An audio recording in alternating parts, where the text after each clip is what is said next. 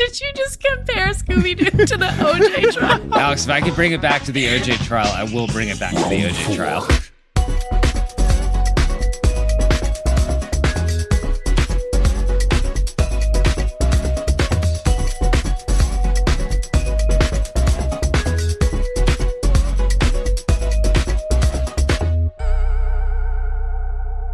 Welcome, fellow sleuths, to Meddling Adults, a game show where we grab our 5 friends in a van and we go head-to-head to test our wits against the prowess of fictional young detectives for charity. I'm your host, Mike Schubert, and I'm notoriously bad at solving children's mysteries, which is why I am safely behind the judges' table, letting others duke it out instead.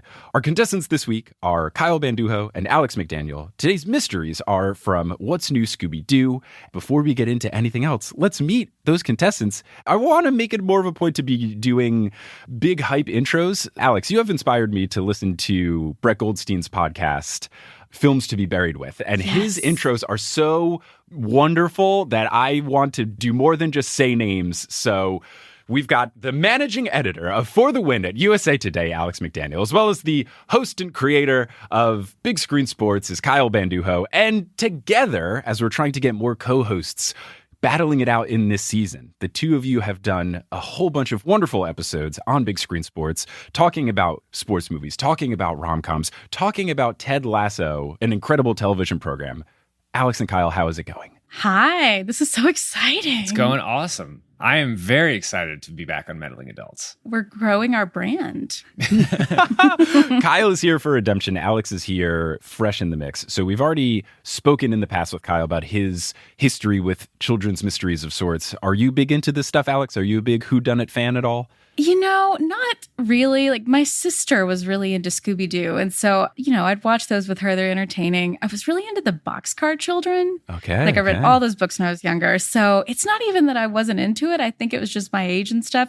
There were some things you could pick up on. And if you didn't, you know, you tried it later. But I know I'm going to be bad at this because I lack a lot of common sense. So it'll be fun, though. What a journey. Oh, well, that is fantastic. Before we get into the mysteries, obviously, this is a game show for charity, so you two will be playing for charities. Kyle, which charity will you be supporting today? I will be playing for Blessings in a Backpack, specifically the Bernie, Texas chapter. Blessings in a Backpack is a charity that helps underprivileged kids. It packs a backpack full of food for them and meals to carry them over the weekend. A lot of children who are on meal assistance at schools also don't get the necessary meals that they need during the weekends or when they're not at school. So the charity gives them the food in a backpack, sends it home with them every weekend so them and their siblings are able to eat for the weekend.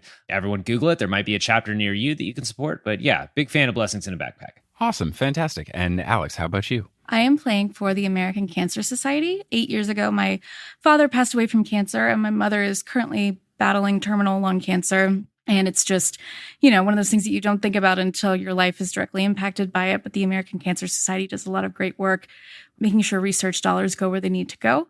And it's just a cause I'm very passionate about. That's awesome. Great. Well, two great organizations, but there can only be one winner because this is a game show. So here is how the game works. I will be recapping 3 quick mysteries from the esteemed television program, What's New, Scooby-Doo. Neither of you have seen these ahead of time or watched these in prep. I'm going to lay out all of the clues. I will ask you for your accusations. Each correct guess of culprit, means, method, motive, etc. will earn you points. There's also bonus points at stake. So if your guess matches my incorrect guess, you will get a Misery Loves Company bonus point. And if you say anything else that's fun or wacky or ridiculous, I'll throw them around as well. Life is pretend. So are these points. Who cares? We need joy in this world because, hey, for the past 3 years of me starting the show, because it started in the pandemic, every season I'm like, maybe next year will be better. And it never is. So let's try to have Eternal some fun. sadness. So let's talk about kids shows.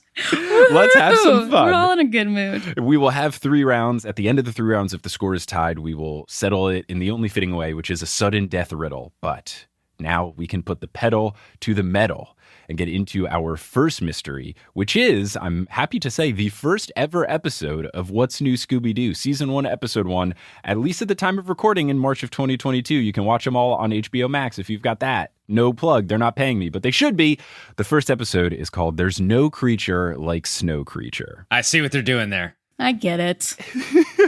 What's fun, and you will see another mystery here, is that either it's a wonderful pun or It's incredibly lazy. I won't spoil the next two titles, but there's some fun stuff. But yes, there's no creature like Snow Creature. So the first scene we see is a sassy woman with a vaguely European accent named Gretchen snowboarding with a snowboarder named Chris Klug, who is a real person. Chris Klug did his own voice acting for the show and is an Olympic alpine snowboarder bronze medalist in, I believe, the 2000 Olympics. And these two folks are snowboarding. As they are doing so, they're a bit sassy back and forth. Gretchen saying that Chris thinks he's all high and mighty because he won the bronze medal. He is trying to get one last slope run in before the end of the day. She says she doesn't want to do it. So he says, later, poser, and then starts shredding down the mountain. So he's kind of a jerk then. He's playing himself, but he's a jerk. He was really nice. He was very nice at being like, oh, we only have time for one more run. Do you want to go? And then Gretchen, in her all over the place European accent, is like, oh, Olympian Chris Klug thinks that he can do whatever he wants because he got the bronze medal. And then he goes, later, poser, and then just starts shredding. To reference a movie that Alex and I recently covered, Palm Springs, from origins unknown. It's so true.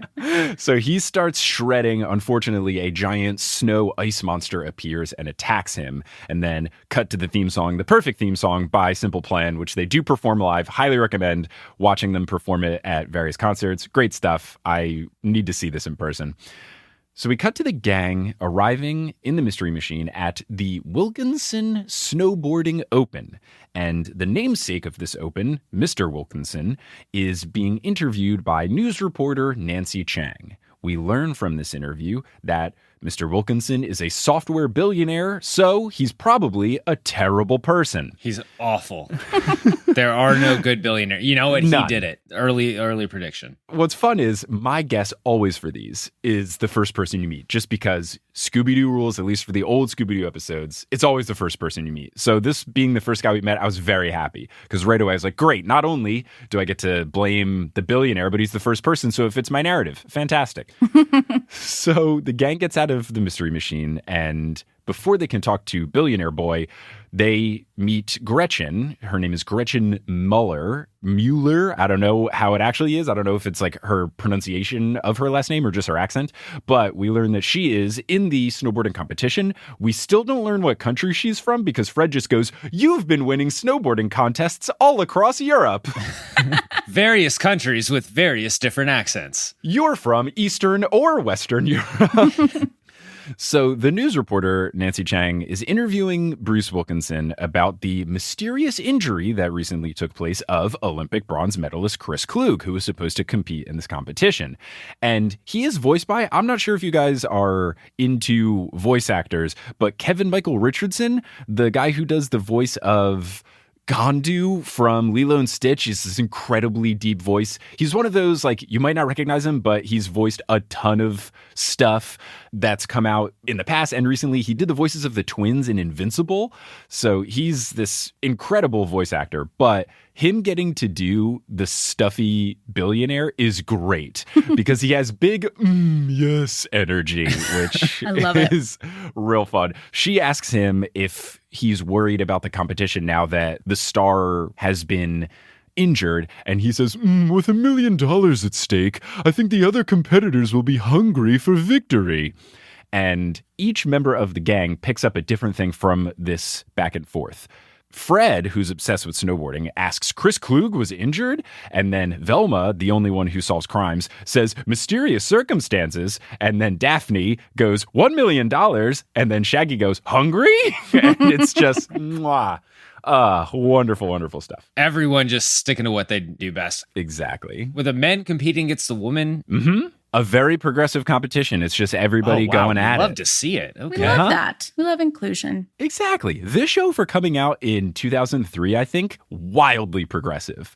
They rewrote Daphne to be not a damsel in distress. They usually do a good job about gender-neutraling stuff. It is a very ahead of its time show in representation absolutely love to see it. It's aged like a fine wine from the year 2003, I assume. Was that a good year? Who's to say? I know nothing about wine. We went to Iraq in 2003, so this might have been the highlight. All right, we've got a oh shit bonus point awarded to Kyle for reminding us of how bad 2003 was. Score stands at 1-0. So the gang talks to the injured Chris Klug about being attacked by the snow monster, and he recaps what we saw in the TV show. Fred then decides that he's going to pose as a competitor to investigate the happenings from the inside. As he is getting ready to become a competing alpine snowboarder, I guess, someone comes in named, and this is their name, Avalanche Anderson. So Avalanche Anderson shows up, and he comes in saying that a serious competitor like Chris Klug wouldn't lie about a monster to purposely quit to try to find some excuse to get out of the competition. We learn that Avalanche Anderson is famous from snowboarding in action movies. He's not necessarily an actor, but he's a very good snowboarder, and he was cast in a couple of different movies that involved snowboarding action chase scenes. So that is his claim to fame. We would cover those on the podcast, probably. Yeah, right? we would. Yeah. That makes it sports. Yeah. So the gang begins to investigate. Velma is dressed up in a comically large amount of layers because she doesn't want to get a cold. I identify with that on a very personal level. The gang, while they're investigating, they overhear Nancy Chang on the phone with her producer saying that she can guarantee higher ratings and more viewers for the competition coverage. So they think that is a little suspicious. They then see a large shadowy figure walking up the mountain, so they follow it, and they follow it all the way to an abandoned, broken down old ski jump. And before they can follow it further, the snow monster appears, and there's a classic Scooby-Doo chase scene. From this chase scene, though, we learn that the snow monster is translucent, because at one point Fred tries to make Shaggy feel okay, saying, "Don't worry, Shaggy, we've seen this before. It's probably some guy in a suit," but then they flash a flashlight through it and you can see straight through it. So, I do think it's funny that they have solved countless mysteries, but still they're always ready to believe that it could be something supernatural, because there could be the one time. You never know. You never know. All it takes is one time. Right? Yeah. And I feel like Shaggy would be the one who is most on that edge if it could be supernatural. Like, we know how Shaggy spends his spare time. Like, what he's put in his body. He's probably watching a lot of Avatar. Like, Shaggy would definitely make that reach. And listen, you can't call a home run unless you predicted every pitch. That's how I feel. That is definitely words to live by. Which Avatar is he watching? Is he watching the James Cameron classic or The Last Airbender? Or the M. Night Shyamalan movie flop? He is probably watching the James Cameron version. Okay. As that is the first thing I think of when I think of eating an edible and watching a movie. So okay. Yeah, you're like, oh, it's Pocahontas, but blue people, so it's different. Exactly. Yeah. Exactly. Mm-hmm. Yeah. Unobtainium! Gah, I will never forgive them.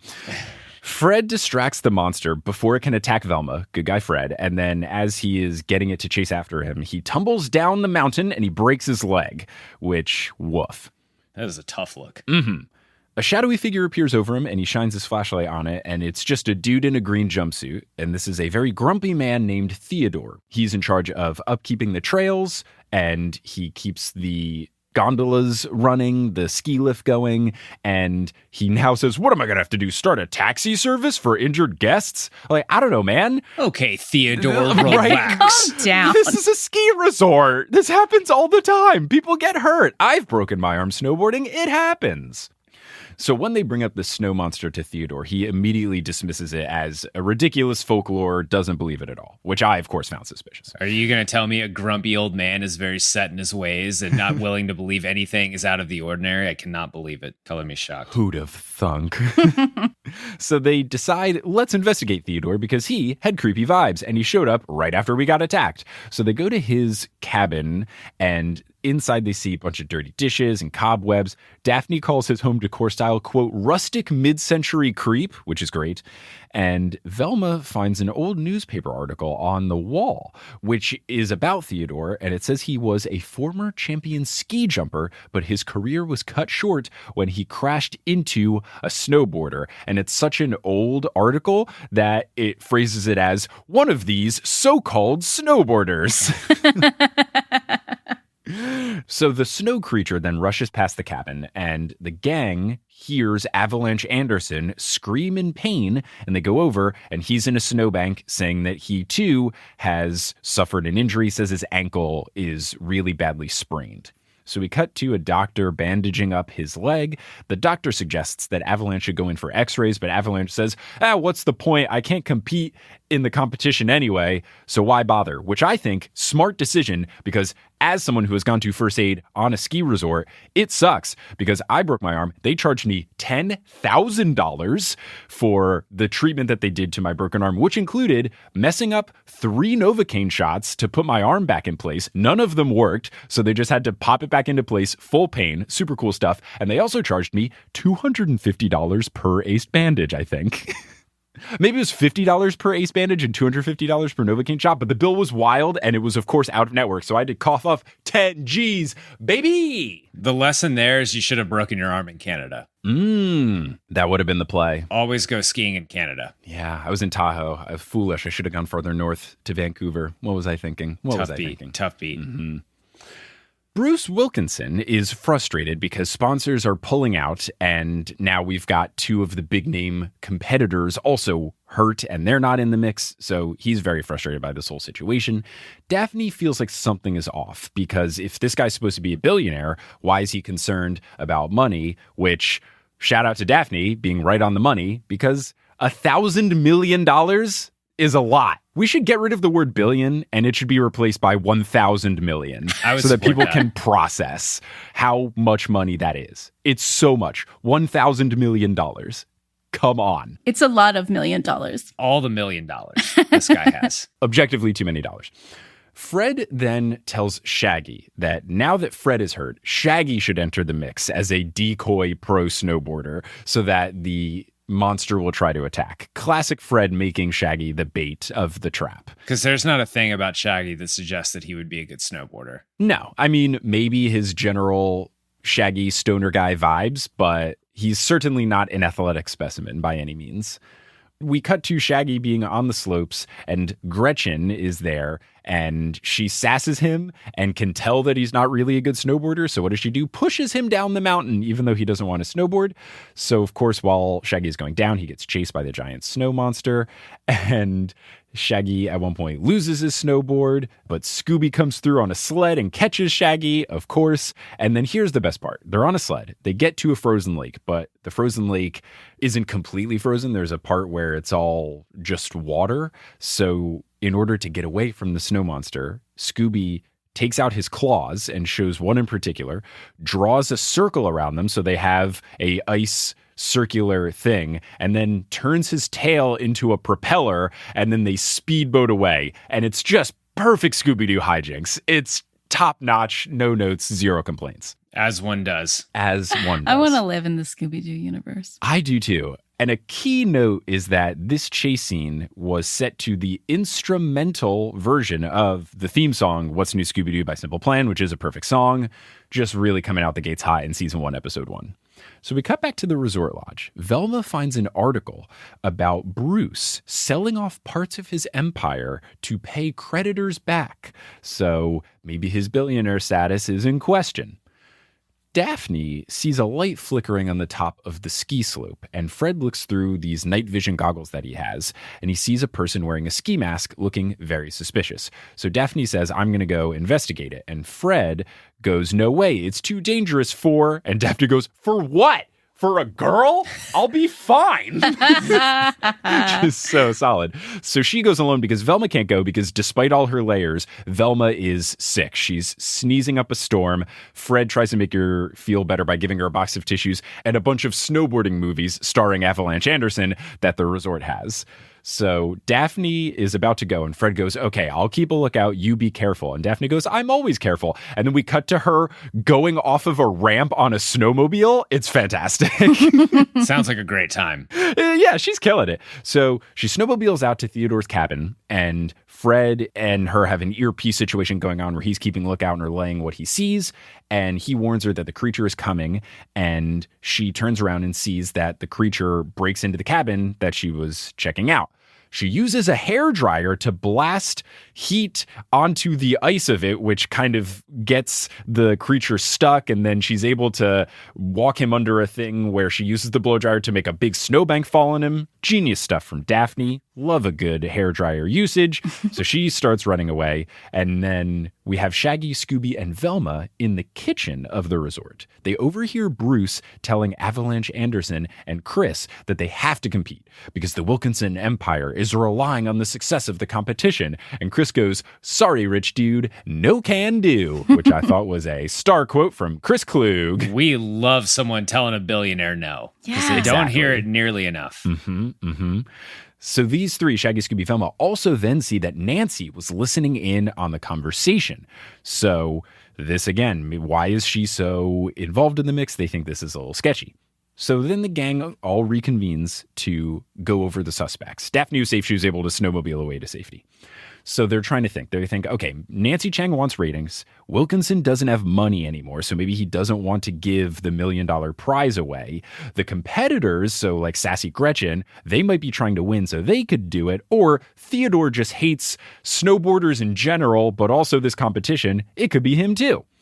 We cut to Shaggy and Scooby on the slopes trying to lure the snow creature, and of course it appears behind them. Fred, Daphne, and Velma set up a trap. We get a big chase scene, and we have the snow monster falling off of a big height, and when it falls down, it crashes and breaks, and we realize that the snow monster has actually been a robot the whole time. So Velma pulls out a power chip, and Fred realizes that it is made out of see-through lucite made to look like ice. Is lucite a real material? I have no idea. Definitely something Fred would absolutely know about, too. Like, Fred doesn't take science classes. Yeah? But he does. He's very good with like information that makes for good pickup lines.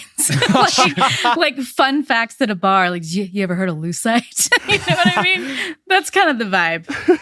Alex gets calling Fred out bonus point awarded. So now it's 1-1. So Google tells me that lucite is just a fancy word for plexiglass. Oh, that makes it even better for Fred for his pickup. Mm-hmm. It is the trademark name of polymethyl methacrylate, a synthetic organic compound of high molecular weight made by a combination of many simple molecules of the ester methylcrylate monomer into long chains polymer. And then it keeps going on, and we don't have time for this anymore. Shout out to the lucite fans listening at home or in their cars that were screaming this. Big lucite How do you not know what lucite is? Yeah, shout out to the lucite fans out there.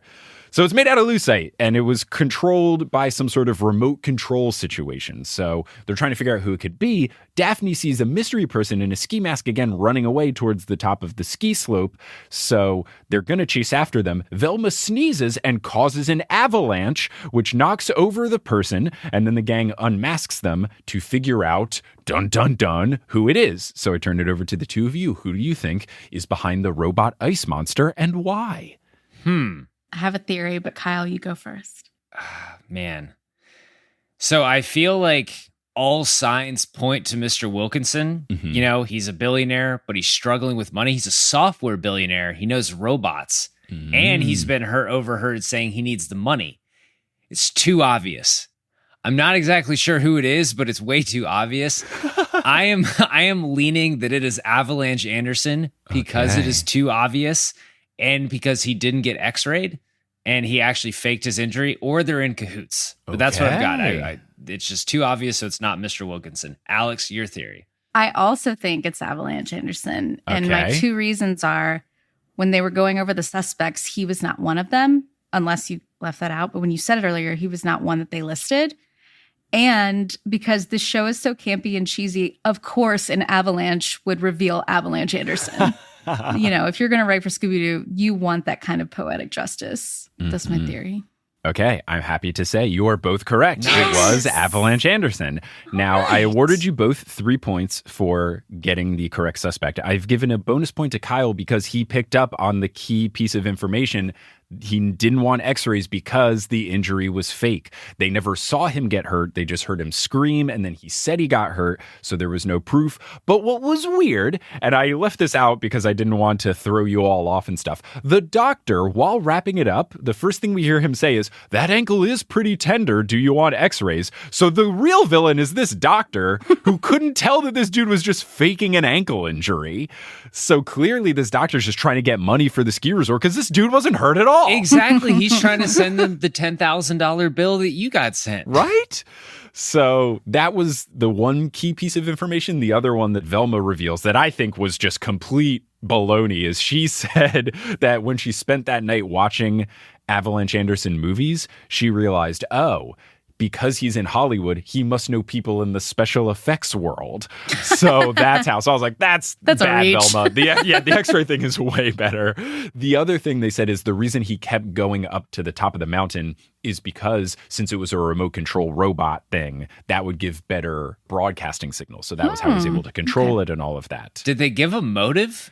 He wanted to win the competition, and he used to be a very good snowboarder in general, and he was mad that Chris Klug entered this competition because, of course, Olympic bronze medalist was going to beat action movie star. So he wanted to thwart Klug, and he wanted to then make him not look like he was behind it, which is why he faked his own injury. I don't know why he didn't just stop at getting Klug injured and then going through with it. So feels like Avalanche might not have seen this through in the best way, but that's what happens when you're a grumpy action movie star, I guess. Man. Not a smart guy. You know, with a name like Avalanche, not necessarily the brightest bulb. But that is the end of the first mystery. Kyle has a slight lead, 5-4, as we will go into our break. And after we come back, we will discuss the final two Scooby-Doo mysteries.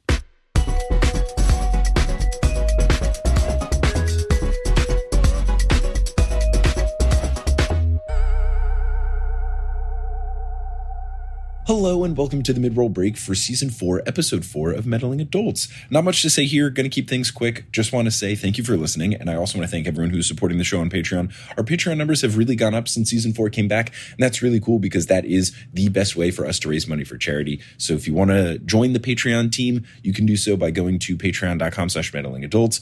Those funds go into the Meddling Adults funds, along with things like our merchandise sales and any live shows we do and the advertising money, stuff like that. And we take that money, cover the expenses of making the show, and then the proceeds go to charity. And it will go to the charities at the end of the season. So once we finish Season 4, we'll take all our winners, we'll take the money, we'll divide it evenly amongst them, and then boom, we make the payment. That's how it all works. So thank you to everyone who's facilitating making that happen by joining the Patreon team at patreon.com/meddlingadults. Now, I mentioned advertisements. That's what you are about to hear. These are some locally inserted ads. If you live internationally, they might be in your country's native language. They might be about the city you're living in, but these ads help raise money for charity as well. So once those ads are complete, we'll get back to the rest of this episode of Meddling Adults.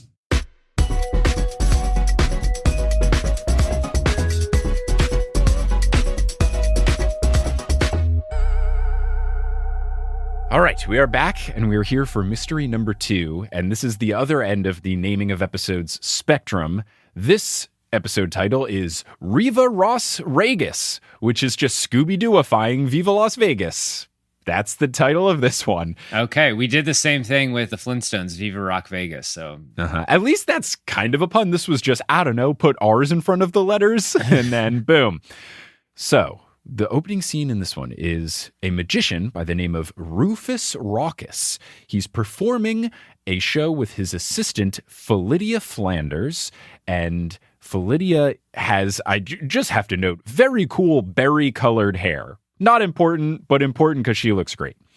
Rufus is a very much David Blaine type where he is strapped to the wheel of misfortune, and he is attempting to do an escape from inside the Atomic Lodge, a historic Las Vegas hotel that is about to be demolished by a 10-ton wrecking ball. And then the big mystery is to see, can he get free from his shackles and get out before the building is demolished?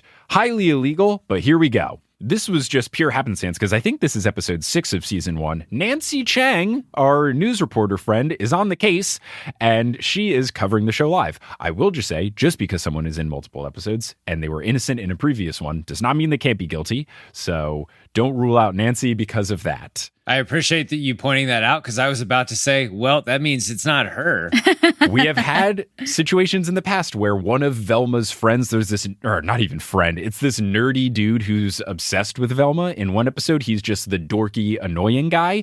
And in another one, he's the villain because he wanted to impress Velma and she was not impressed by him being evil. A villainous simp. Tale as old as time. If you want to write off Nancy for any reason, you can. Just don't let it be that she was in a previous episode. So she's covering it. Everyone but Rufus runs out of the way, but Rufus is struggling to escape. The wrecking ball gets stuck in a part of the hotel and then stuck so badly that the crane starts to like fly off the ground instead of retract the wrecking ball. So the crane operator just runs out of the mix and then the whole thing topples down. It's terrifying. Nancy Chang says, cut the feed. And then we cut to the theme song. And after the theme song, we've got the gang arriving in Las Vegas. We don't exactly know what happened, but we'll learn soon.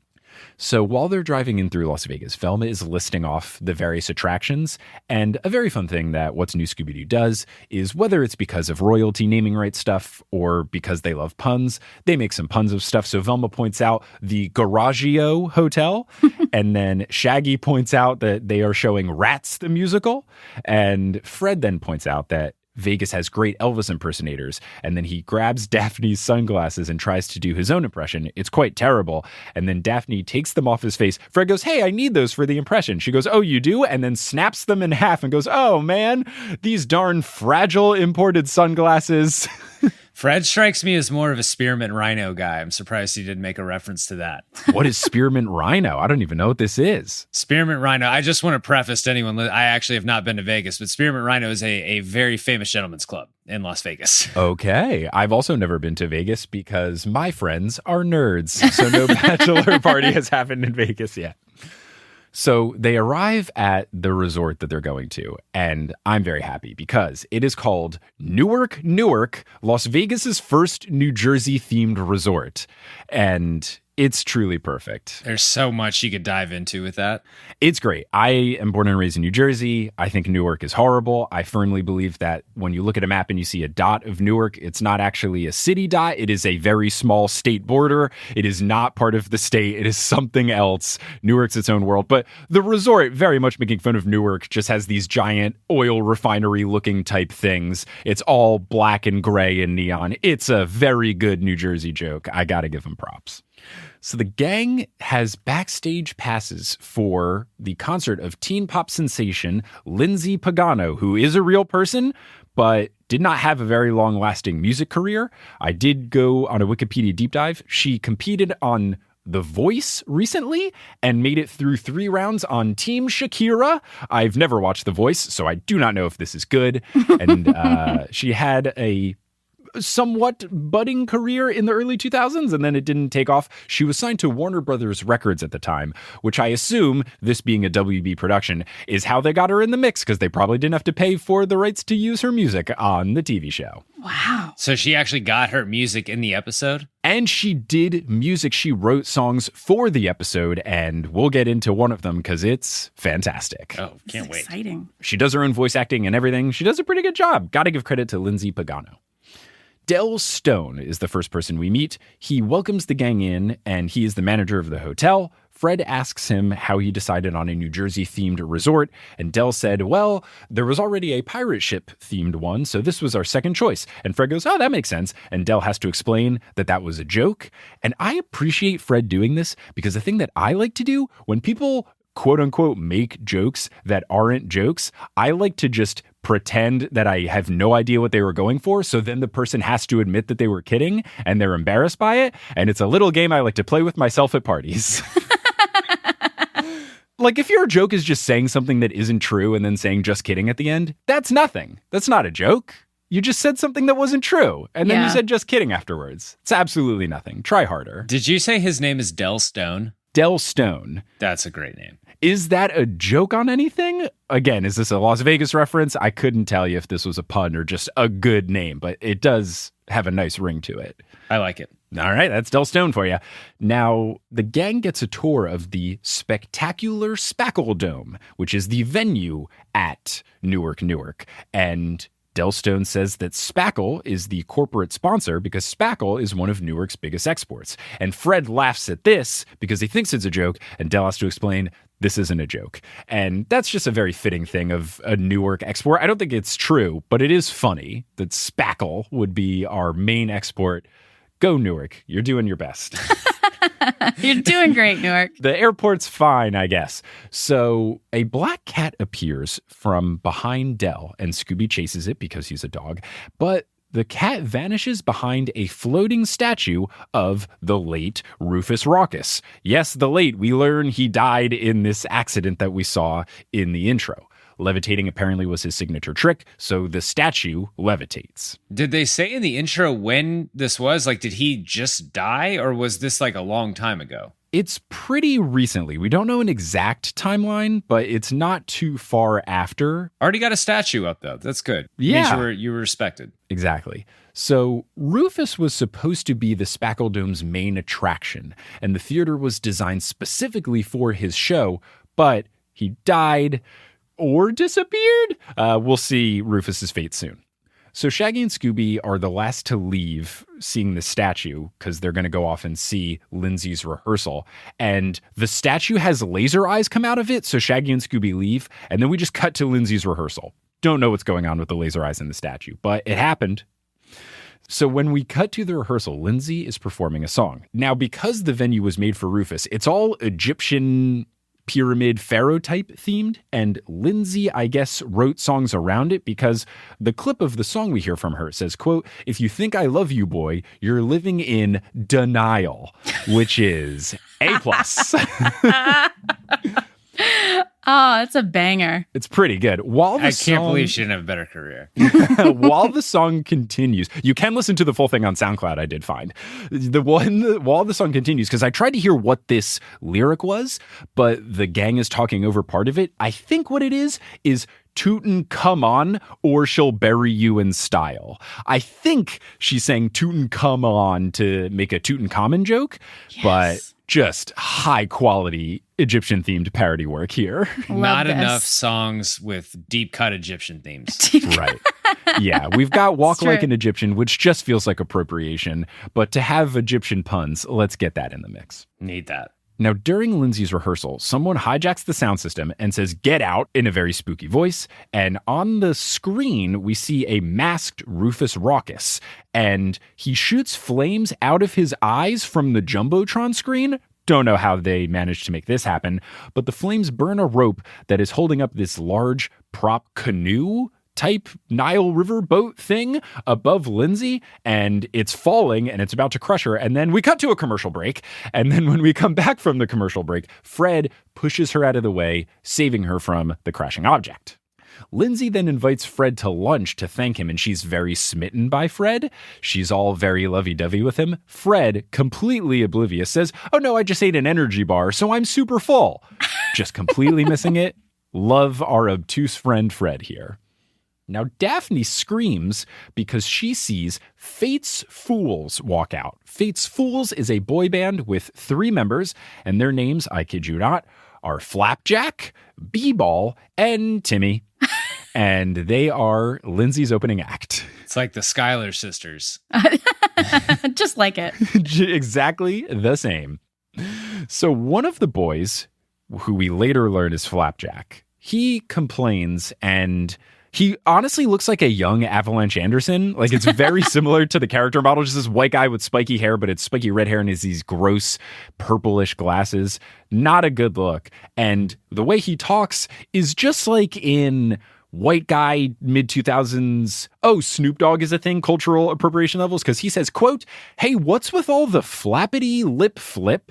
We're totally trying to kick it chilly willy, and you peeps are bumming our Van Winkles with all this woofering and tweetering." That just hurt me very deep. That was painful. Yeah. Pretty rough stuff. Wild, though, that this tweetering reference is in reference to speakers and not Twitter, the app, because it didn't exist yet. It's woofers and tweeters, the music thing. So I missed that world before Twitter existed. Oh, God. I'm nostalgic for a simpler time. Alex, bonus point, because my phone has been yelling at me recently that I've been on Twitter too much because, the world's ending. Gotta keep up with it. Scores 5-5. So Velma asks what that means, and he says that they're being too noisy and the band members can't relax before they perform. Lindsay tells them that a ghost has disturbed the rehearsal, and the boys mock her for thinking that ghosts are real. Del Stone comes running out to ask if everyone's okay because he heard there was a disturbance, and then Flapjack says, quote, "Lindsay's all wiggity with the boo-hoo, sir. Might be funkalicious if me and my boyos headline in her place." So clearly, his motive is set forth. Lindsay says that no ghost will keep her from performing, but Del Stone says the show is canceled until they can figure out what is going on. Shaggy and Scooby had run out of the theater out of fear, naturally, and we see them open a door to the green room because Shaggy and Scooby, we learned, they are the ones that won the backstage passes from a radio contest, but the only reason Shaggy wanted to go through with it was because he thought that they would get free food in the green room. So because they see the green room door, they think there might be free food in there. And Shaggy says, "Oh, the green room, maybe it's salad and veggies." And they try to go in, but Rufus Raucus's ghost is hovering behind the door. And he does a classic Scooby-Doo chase scene with them. He corners them at the end of the hallway, ties them up in cables, but then he explodes into flames and leaves. And the gang and Lindsay come to see what all of the commotion is. Velma notices that these cables leak water, and they free Shaggy and Scooby. Scooby's metal collar gets stuck to the floor, and then Fred realizes that the floor is magnetized. And Velma says, "Oh, the cables are hydraulic, so that they move when water is forced through it." I learned something about hydraulics today. Big science episode. Right? Learning a lot. Yeah, wow. So yeah, Lucite, we've got hydraulics and how magic tricks can work. She remembers, oh right, the theater was built for Rufus, so the illusions must have been built into the whole theater as part of a show. So Daphne finds the ghost's mask on the costume rack, and she realizes that the perpetrator must have ditched it to leave the theater unnoticed. And Velma says, or to try to blend in with the people who are still inside. So the gang goes over the suspects. Okay, so we've got Daphne thinking that the boy band is doing it to try to get rid of Lindsay so that they can be the headliners. Fred wonders if it could be Del Stone, but Shaggy brings up, why would Del Stone want to sabotage his own theater? Lindsay explains that Del is just the manager, though, not the owner of the theater, and he had been losing it and sold it to some big conglomerate. So we cut to Del tiptoeing and sneaking out of a door marked private. And he's wearing this really nice looking mint colored robe and these pink tinted glasses. And Fred, Shaggy, and Scooby are waiting outside. He runs away. They chase him into a steam room, and the steam fogs up Del's glasses so he can't see who it is. Fred tries to disguise his voice by doing a Elvis impression. Del thinks it's Engelbert Humperdinck, which I learned is a British singer with a very funny name. And Del starts to reveal some things, says that the ghost isn't a ghost because Rufus isn't dead. And then Fred is so surprised in his normal voice, he goes, "What?" And then Del goes, "Wait a second," and then kicks them out of the steam room. So we cut to the gang and Lindsay gathered around a table in the theater. The girls had gone shopping, and Velma is very excited. She reveals what she got, and it's an identical orange turtleneck to what she's already wearing because they wear the same thing in every episode, basically. And she goes, "Oh, I just couldn't resist," which is fantastic. I feel that, though, because once I find something that fits and works. In fact, I bought my first turtleneck recently, and I enjoyed it. It was comfy. I liked how I looked in it, so I bought 2 more in different colors. That's a smart play. I recently have become more of a turtleneck boy. I wore a turtleneck as part of a costume. I was number 2 from Austin Powers, and I wore that to a costume party with my now wife. And I remember at the time just putting it on and going like, "Do I look really good?" She was like, "You look great." So I asked for turtlenecks for Christmas from her. They're great. I'm big on the turtleneck boy. It's good. I got a really long neck, so it kind of like makes me look more normal, which is good. So at this comedy/magic venue, they see Philidia, Rufus's old assistant, on stage, and she's introducing the comedy magic act of Mr. Wacky Pants. So Mr. Wacky Pants comes out. He has orange hair and a very goofy mustache. He's in this yellow suit jacket over a purple shirt. It's like a clown turned into a comedian. It's pretty rough. There's polka dots all over it. He's an absolute mess. He pulls Shaggy and Scooby onto the stage to be his audience volunteers, and Philidia then brings out this big thing called the puzzle box, and Shaggy and Scooby step inside of it. And Mr. Wacky Pants scrambles the sections of the puzzle box and opens it up, but they don't look jumbled at all. It's supposed to be one of those reveal things where, like, oh, the legs are at the top and the heads are at the bottom, and Mr. Wacky Pants can't do it. But then Philidia basically says, hold my beer, and she does it perfectly, executes it flawlessly. So after the show, Mystery Inc. is in Philidia's dressing room, and she is telling the gang that there's no way that Rufus faked his death because he loved magic too much just to leave and then let her be stuck as the assistant to someone incompetent like Mr. Wacky Pants. And Mr. Wacky Pants hears this, and he comes in and he says, hey, I resemble that remark, which I don't know if it's him messing up saying I resent that remark, or if he's just admitting that the remark is clearly about him. But either way, it made me laugh out loud while watching. Classic Wacky Pants. So Wacky Pants is very angry, and he mocks the gang for thinking that Rufus is alive, and then he stomps away. Philidia says that Wacky Pants is just jealous because he became immediately irrelevant once Rufus became famous. And Philidia says that Rufus is not coming back. He's gone. And to prove it, she hands the footage of the failed escape attempt to the gang. She says, here, you can watch the video for yourself. So it's the gang gets handed a snuff film is what happens there. So she hands them the tape and they go and watch it. And while they are watching it, Lindsay, because she's been in music videos before, notices that part of it looks like CGI. So Velma rewinds. And then she does note that there is a line where the rubble doesn't look like it's super real. So she then codes the computer to remove the effects. And they can remove the green screen from just a DVD copy of a video because this is how computers work in the year 2003. And what they are able to see when you remove the CGI rocks is Rufus coming down from the Wheel of Misfortune and escaping through a trap door in the floor. So Daphne concludes that this is clearly pre-recorded, and Velma says that they must have spliced the clip into the live broadcast to make it look like it was real. And then Fred remembers how the cat disappeared when it was behind the statue. So they think maybe there's a trap door behind the statue, and there is. And underneath this trap door is a secret tunnel. They see the cat and they follow it into a room filled with a bunch of old magic stuff. And then they hear a voice, and that voice is Rufus Raucus. He emerges from the shadows, and we also learn that he's a fan of Lindsay. He goes, oh, are you Lindsay Pagano? You're performing here. Nice. So he is hip with the tunes. Are you Lindsay Pagano signed with Warner Brother Records with a new hit single out where you can get at your local Circuit City? Circuit City. Oh, wow. Yeah, okay. Kyle definitely gets a point for making fun of that. And also the Circuit City reference, now a 6-5 lead for Kyle here. Rufus says that he left because the theater is just a fun house of tricks. It's not real magic. He didn't like that it was built to where he could do all these obnoxious things as opposed to him just doing classic illusions and such. But suddenly, Rufus's ghost-masked impersonator appears and he starts throwing flames at them. The real Rufus does a disappearing act to get them to escape, which is actually pretty cool. We cut to the gang, Lindsay and Rufus, then watching Mr. Wacky Pants' show from backstage, I'm assuming. At this point, I was kind of confused on the geography, but I'm now thinking that this was a different stage within the same resort, just not the main stage.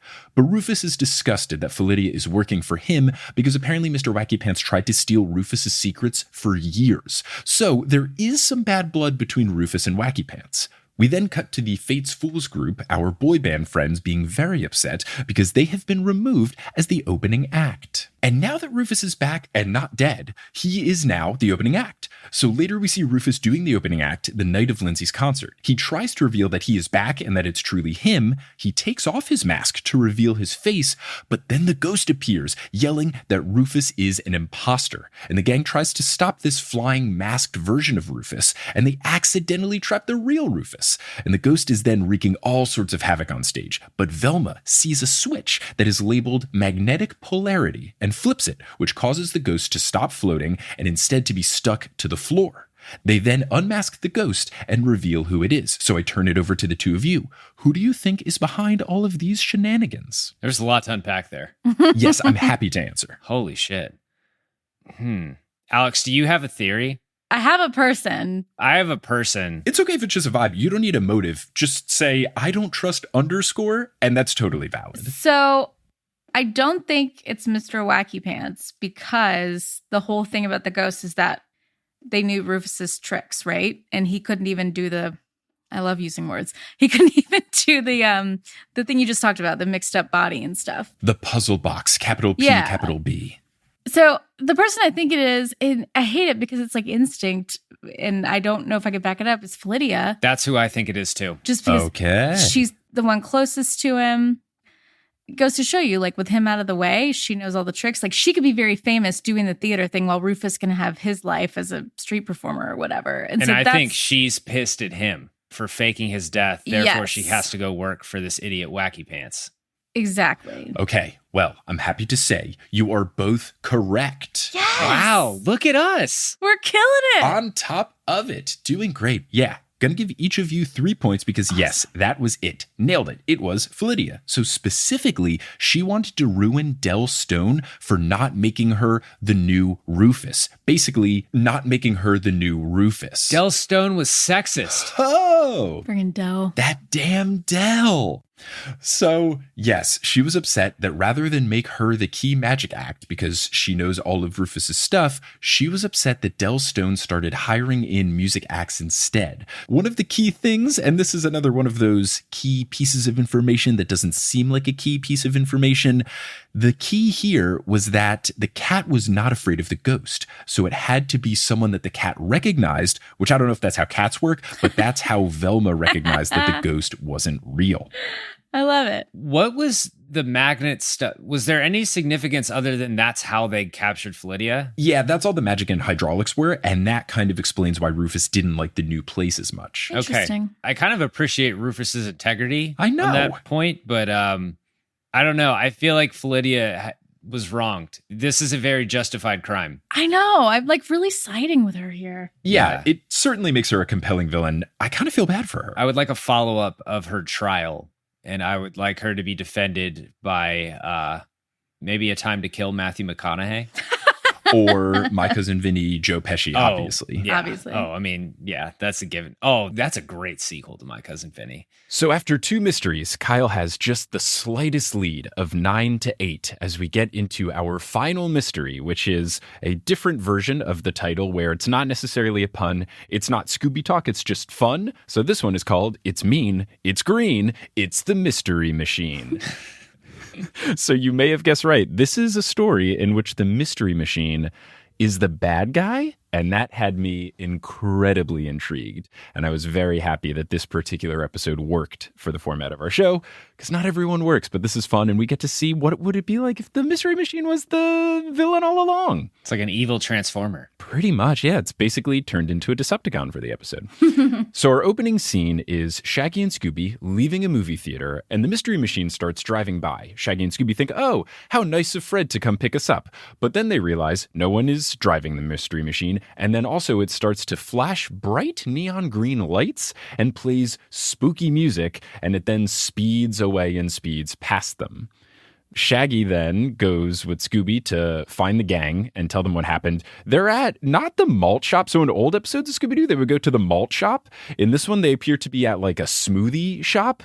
Obviously not branded, so it's not a Jamba Juice or a Smoothie King, but I do appreciate that for the 2000s, they've upped it to the smoothie hangout, you know, where all the vaguely aged teenagers, because we have no idea how old the Mystery Gang is, where they all hang. So this was like right before Froyo became the thing, right? Oh, right on the yes. cusp of Froyo. I would guess. Yeah. Man, Scooby and Shaggy would have loved like the serve yourself option of Froyo. Mm-hmm. Stick the head under the nozzle and go for it. They would be banned across the country in each particular location. Do not serve this man. Or dog. Or dog. So when Shaggy and Scooby tell them what happened, Fred goes, that's ridiculous. And they go out into the parking lot where the van has returned. And it seems to be completely normal. So the whole gang gets in to the Mystery Machine and they start driving away. And of course, they're driving on a very creepy mountainous road, one of those roads that's just carved into the side of a mountain wherever they live in undisclosed country. But the mystery machine starts acting up again. Fred can't control the steering wheel or the brakes, and it's about to crash. But Scooby reminds Fred about the mystery machine parachute, because apparently this is also the Mach 5, and it's got a bunch of gadgets in it. So he activates the parachute, and it brings the van to a screeching halt before it can crash off the side of a cliff. Fred is actually Batman. It's true. Maybe. This could be a very interesting Batmobile. So Fred says he just took the van in to the mechanic. So they go back to the mechanic to see if something's wrong or maybe if this guy is nefarious. So the mechanic's name is Murph. He is Murph the mechanic. They visit him the next morning, and he says that the mystery machine was in perfect condition when it left his shop the other day. But Murph does offer the gang $5,000 to trade in the mystery machine because its mileage is getting high and he likes the mystery machine. But Daphne butts in to say, it's not for sale. We're not in the market to sell. And while they're having this conversation, the mystery machine suddenly drives itself out of the auto shop. And the gang thinks, oh, maybe someone has stolen it. But it is leaking oil, so it leaves a trail. So the gang follows this trail of oil, and it leads them to a house, but the van is nowhere to be seen at this house. Velma starts to use her laptop to do a reverse search on the address to find out who the owner of the house is, but the rest of the gang is already at the front doorstep, just ringing the doorbell, and I appreciate them throwing technology to the wind and just saying, we have a mystery, Velma, no time for your internet shenanigans. I bet Fred knocks like a cop. Like he's got that strong 3 bam, bam, bam. He doesn't, which I'm thankful for. I believe they just push the doorbell like normal human beings. But yeah, it would terrify me if Fred put that approach out there. So when they ring the doorbell, a woman named Susan answers the door. She has short blonde hair. She has this really cool purple suit turtleneck combo, and she has matching purple lipstick. Again, not an important detail, but I appreciate her style. And she invites the gang into the house and says that she would love to talk to the press, but she's in the middle of a piano lesson, so they have to wait. And while this little kid is playing on the piano, she makes a funny sounding noise, and Susan says, oh, don't worry, doll, the keyboard is just a little out of tune. I'm not musically inclined enough to know, but isn't a keyboard only if it's the electric type thing? Yes. I was very confused. So when I watched this, I took note. I was like, that's weird. Why would she call it a keyboard? But the gang lets them know we are not the press. We are here asking about our van. I'm going to start answering solicitors like that. Like anytime like someone comes to my door to sell solar or pest services, I'm like, listen, I don't have time to talk to the press today. And then just hang up. It's a good approach. So the gang goes into a room and it is decorated all over with merchandise for a band called the Mystery Kids. And the gang wonders, oh yeah, whatever happened to those people? So Susan reveals that she is the mother of the Mystery Kids. She doesn't have time for an interview, and that's when Velma explains they are not reporters, but they ask about the Mystery Machine. And Susan reveals that that van used to be their tour bus. So we learn the origin stories of the Mystery Machine. It was the tour bus for this musical group, Partridge Family-esque, called the Mystery Kids, and Fred bought it used, which I thought was really interesting, that it wasn't just a van that they decked out for their mystery solving purposes. Yeah, it's that's the my most early question. 2000 shit ever, like getting an origin story. Are we to believe that they were already a mystery solving group who just happened to find a van called the Mystery Machine? Or did the van like prompt them to be like, hey, we could solve mysteries? We could do this. Yeah, is it a chicken? Is it an egg? Is it Mystery Inc. or Mystery Machine? What came first? Maybe because this is the 2003 reboot, the purpose of this was to give it context as to why people in the mid-2000s would have such an old school van. Mm-hmm. So maybe that's what they were going for. But the kids who are the Mystery Kids aren't that much older. They're high school age now. So I don't know, maybe, but I guess like their tour bus could have been an old van, and then this is the second round of used car. I don't know. I just found it fascinating to know that at least in this Scooby-Doo universe, it didn't originate with the crew. It's also some real like self-important white guy stuff of Fred buying a van that says like something about mystery, and he's like, I could be a detective. And then just running with it.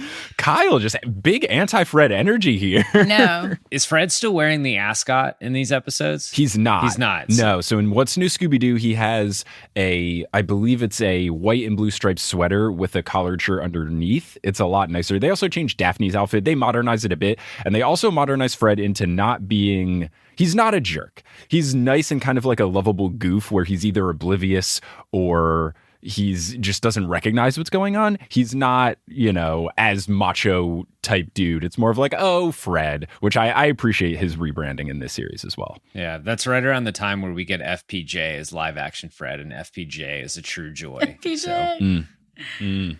So Susan leads the gang into the recording studio, but the mystery kids are busy doing non-musical stuff. The girl is looking for prom dresses, and the boy is practicing tennis. They apparently have a concert tomorrow, and they also have an album they need to finish, but they are shirking their responsibilities because they are over it. We learn that their names are Andy and Mandy, because, of course, and Mandy is surprised that the old tour bus still works. They tell them that the van has been acting strange. They ask if they know something that could help them fix the problem. Susan explains that the van was owned by the keyboard player whose name is Flash Flanagan. And the gang asks, can we talk to Flash? And Andy responds, yeah, you could with a Ouija board. And Susan explains that Flash is dead.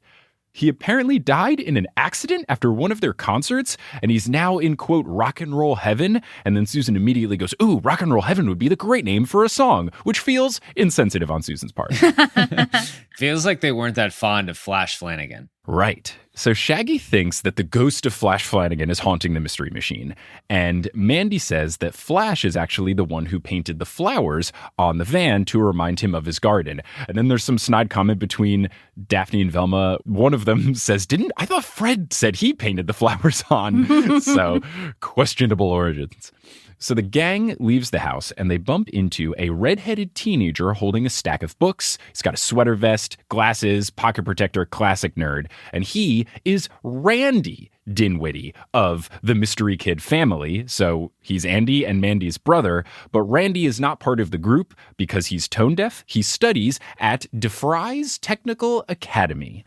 And the gang finds this interesting just because at no point was he mentioned and they don't know what's going on. Why has he not been brought up by anyone that we've talked to so far? So the gang is walking at night and the Mystery Machine comes speeding towards them again. It's glowing. It's playing the spooky music. They get very close to being run over by the van, but they climb up a fire escape to safety. Unfortunately, Velma's laptop gets crunched in the process. So they follow the van in a taxi. They hail a taxi and follow the van, but they lose track of it near DeFry's Technical Academy. But they remember, hey, this is where Randy goes to school. Why don't we check stuff out? So they go in and they see Randy and they ask him, is there any reason why the Mystery Machine would go here? Are you involved in this in any way? Randy says he wouldn't know because he was never part of the Mystery Kids due to him being tone deaf.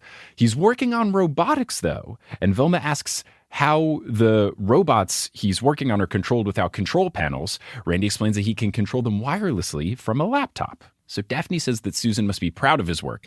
But Randy says, no, she only pretends to care and helps me with my homework, but she really just cares about the music and the success of the band. I've always been the ugly duckling child of the family because I don't have any musical gifts. So there was the story about when the cops first called OJ to let him know that his wife had been murdered, and he didn't ask how or anything like that. He basically set himself up to seem very, very guilty.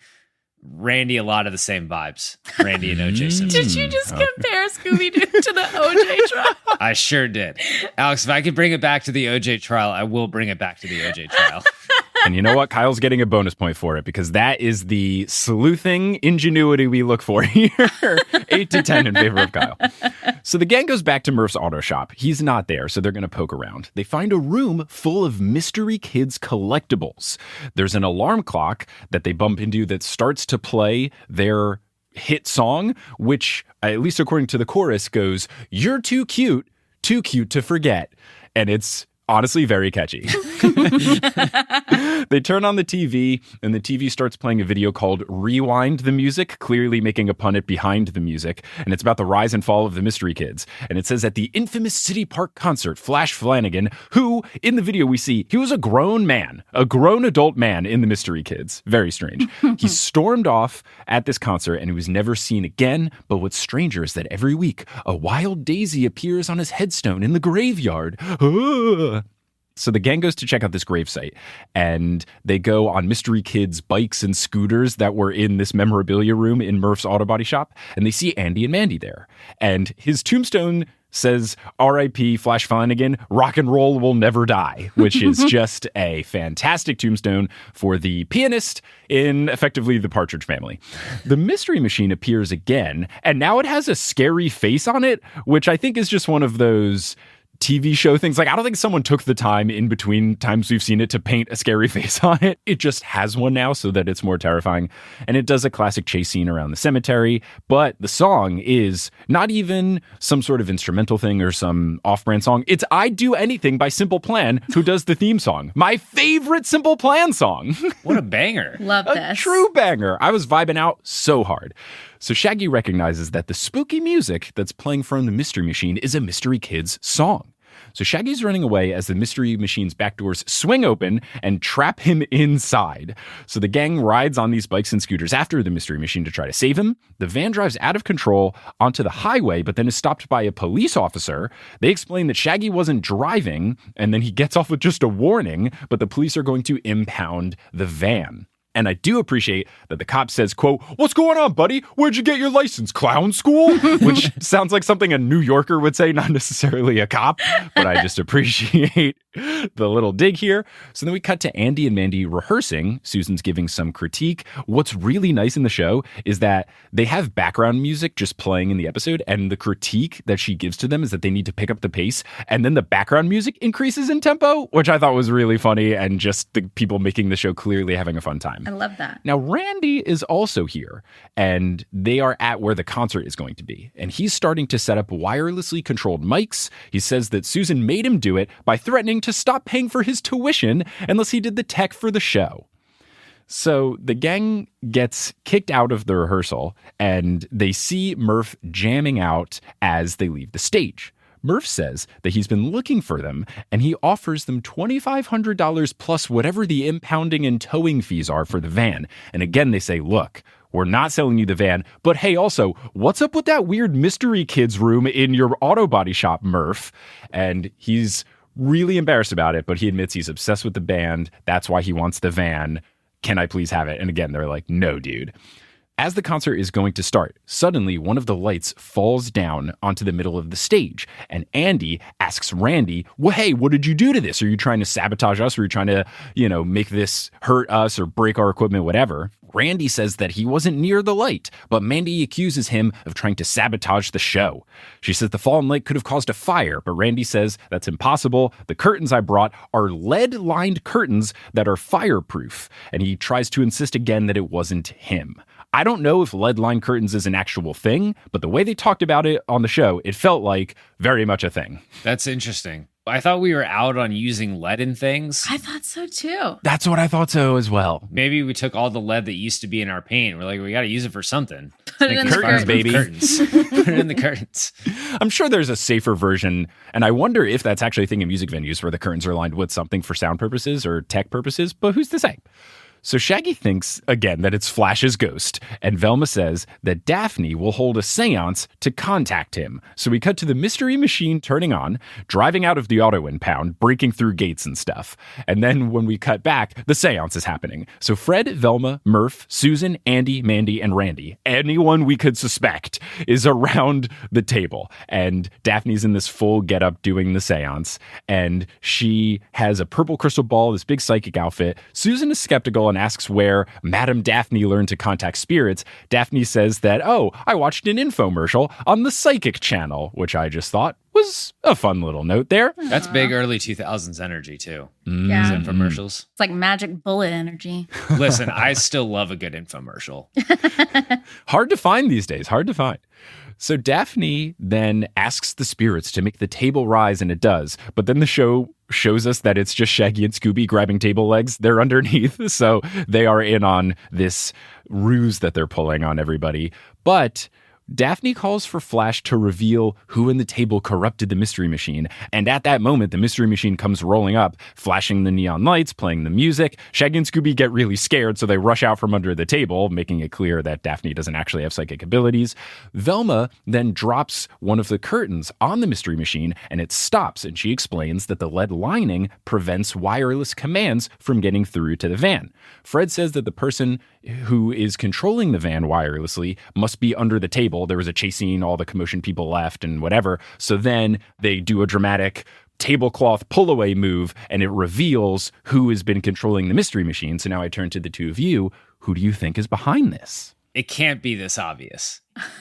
I wonder which character who works in robotics and controls things wirelessly was controlling the Mystery Machine.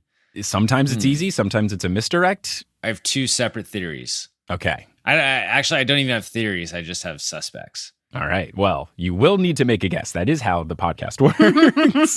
I am going to say that it is the mom. Okay. I have no reason for this other than it's too obvious to be Randy, and showbiz parents give me weird vibes. Okay. Valid concerns. Alex, what are you thinking? I know this is wrong. I know it's too complicated for this because this has really thrown me. I'm looking at all my notes. I don't want to say it out loud. It sounds so silly. I promise you, there have been worse guesses on the show. Is it possible that Flash was Susan all along? Ooh. Oh my God. Explain. I really like this. Because I know that's not the case, but in my head, if I were writing the story, playing piano, needing some way to facilitate stuff, and because Flash fits into this somehow, right? I'm overthinking it. She's like Mrs. Doubtfire, but reverse. Okay. Here's my theory. This just hit me and it's probably wrong, but here we go. I love it already. I think it's Andy and Mandy. Okay. Because they don't want to do this. They're not that interested in music. They've fallen victim to their mom who's forcing them into it. And so maybe there was some sort of scheme, if they make this van demonic and terrible, that it would ruin their reputation enough to not have to perform again. Okay. All right. So I am happy to report that Kyle was correct, but I did give Alex a bonus point for each of those answers because I loved both of those. Those are great theories. Both are lovely. And you weren't super wrong with the Andy and Mandy thing because they do end up expressing that they don't want to do it anymore. But the real person behind all this was Susan. And the reason that she did it was to try to bring out some press. That's why she was saying I don't have time to talk to reporters. She was trying to get this phenomenon into the news so that people would say, oh yeah, remember the Mystery Kids? There's been weird stuff happening. I didn't realize they were still doing concerts. Let's go see them. So she was trying to drum up commotion for it. The way that she was able to control everything is that when she was helping Randy with his homework, she was actually learning robotics herself so that she could control the Mystery Machine. So they do all of that. The kids basically say, all right, this is whack. We're quitting. Obviously, this is ridiculous. So they do quit there. Not today, D-list Kris Jenner. Yeah. So after these points, though, Kyle gets 3 for the correct guess. Alex gets 2 for incredible theories. But that would mean that the final score of this episode is 13-10 in favor of Kyle. Kyle putting up a perfect score, 3 for 3. Wow. You have avenged your past performance and you have won this episode of Meddling Adults, meaning that you have won some charity money for Blessings in a Backpack. Kyle, how does it feel? This is arguably the greatest honor of my entire life, especially with I was worked over by Encyclopedia Brown in my previous episode, losing to actually your co-host, Mike Adam. So it feels great. Great to go out there, get a win for the ball club. Yes. And I got to say, Alex, a great performance. You still hit double digits. You just, it's one of those good defense, better offense things. It's hard to beat someone who didn't get any mysteries wrong. Just going to be a tricky challenge to overcome. I know. And I fully expected this to happen, so I'm not surprised. Kyle's brilliant. He's also been on the show once prior, so, not a bad first performance. I want a chance to redeem myself. That's all I ask. All right. Keep you in mind whenever we do, In the future. Yeah, if we do the tournament of people who came so close, we'll get you in the If we get the losers to come back for a special podcast, we'll call Look, you. we love a consolation bracket. Come on. But really, both of you, Alex and Kyle, thank you so much for coming on. This was a blast. Alex, if people want to find you doing stuff on the internet or elsewhere, where can they find you? You can follow me on Twitter at Alex McDaniel, but the majority of my work and the stuff I'm most passionate about is at For the Win.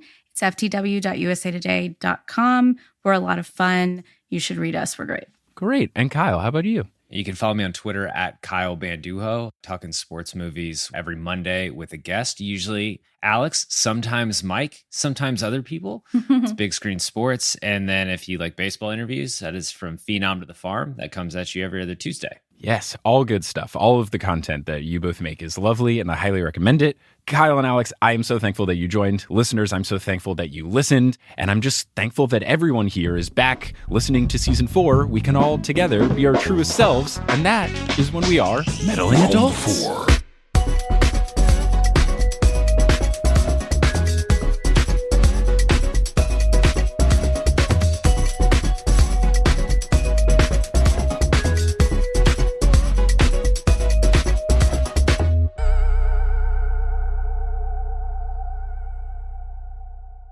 Thank you so much for listening to this episode of Meddling Adults. This podcast is created, hosted, and executive produced by me, Mike Schubert. It is also produced and edited by Sherry Guo. The music is by Bettina Campamanes and Brandon Grugel. The art is by Maayan Atias and Kelly Schubert. And the web design is by both me and Kelly Schubert. If you want to help out the show financially, you can do so at patreon.com/meddlingadults, signing up for a monthly pledge, or you can make a one-time donation at paypal.me/meddlingadults. All those funds help go towards our winning charities. And if you want to help in a non-monetary way, just talk about the show, whether you reach out to someone that you think would like the show or you post about it on social media. Those things really help. Word of mouth helps podcasts a lot. And the more people that know about the show, the more people will listen and the more money that we can raise for charity. All good stuff. If you want to find us on social media, we're at Meddling Adults on Twitter, Instagram, and Facebook. We also have a subreddit, reddit.com/r/meddlingadults. And if you ever want to learn anything about the show, you can go to our website, meddlingadults.com. Make sure you're subscribed to Meddling Adults so you don't miss our next episode, which will be a battle between the co-hosts of Tipping Pitches, Bobby Wagner and Alex Baisley. Super fun episode. Good time. You're going to enjoy it. You're not going to want to miss it. We'll see you next Wednesday for the finale of Season 4A as we take a little bit of a break before we do Season 4B in the fall of 2023.